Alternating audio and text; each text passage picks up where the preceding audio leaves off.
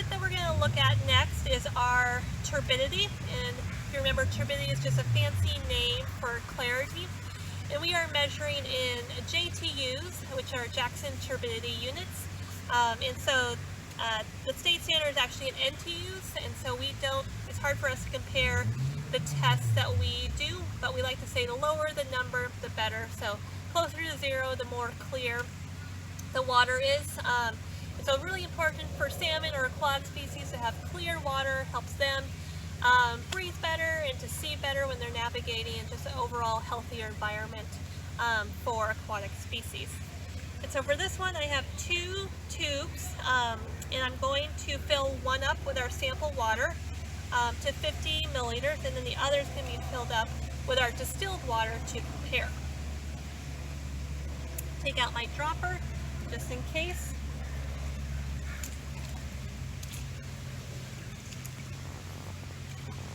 I'm going to rinse 3 times facing upstream, and then collect my sample up to 50 milliliters. So 1, 2, 3.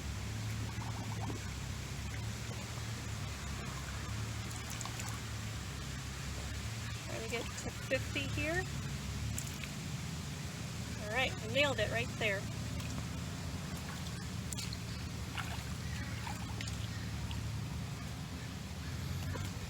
You can kind of use this kit as like a prop area. I'm going to fill my other sample tube to 50 with our distilled water, and that's all you need to use the distilled water for.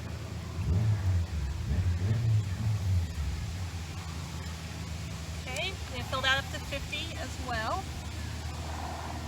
And then you're going to notice that there's black dots at the bottom of these sample tubes.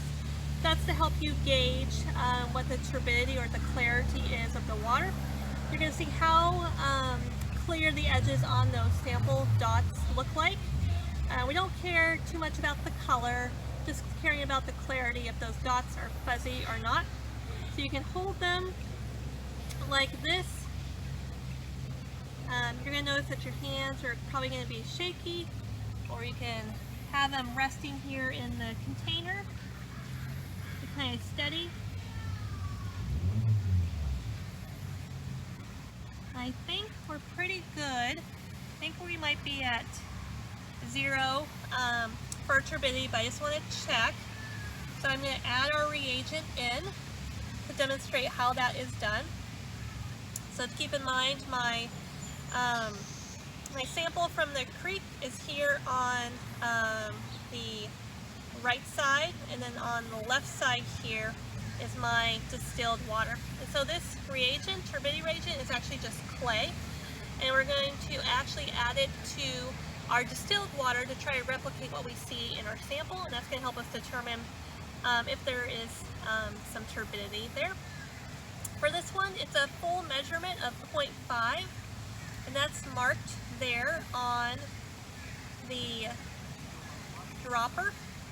And so you kind of have to play with the air bubbles a little bit just to get it right at that measurement.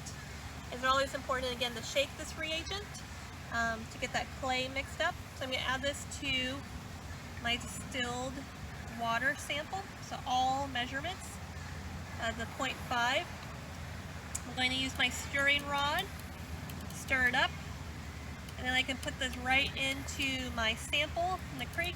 It's okay, you don't need to rinse it off.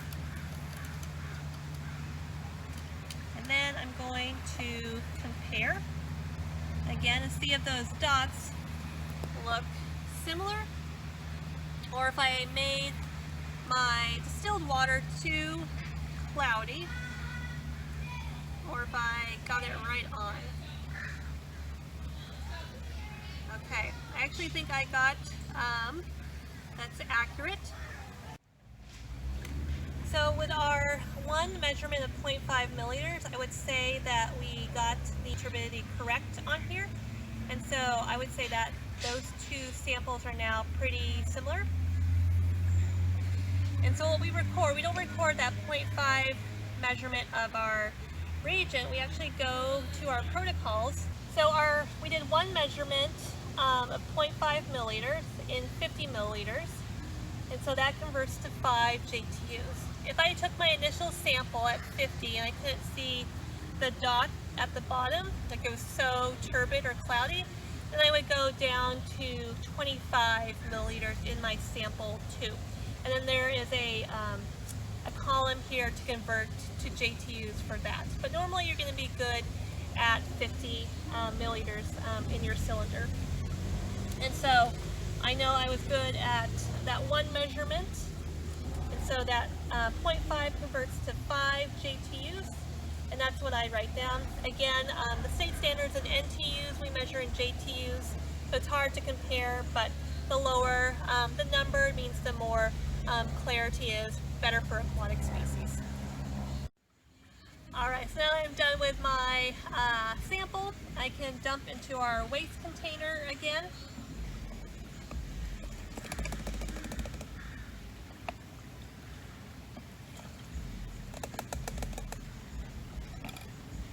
Again, we clean everything back at the lab for you so they can go in here wet. Make sure my reagent is tight and closes up so we don't mix up our reagents or our sample bottles.